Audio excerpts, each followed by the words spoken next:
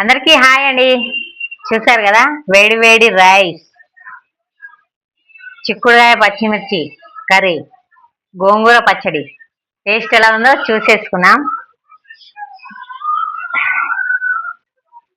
First అయితే చిక్కుడుకాయ curry ఎట్లుందో చూద్దాం.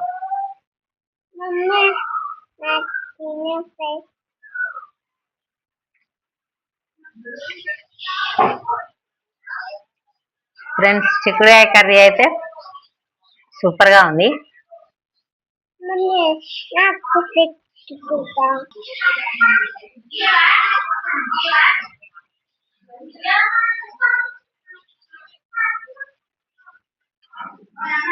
గోంగూర పచ్చడి ఎలా ఉందో చూద్దాం.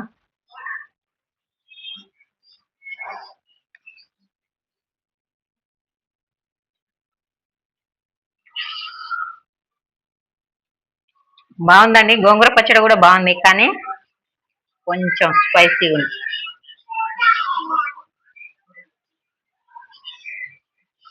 పర్లేదు.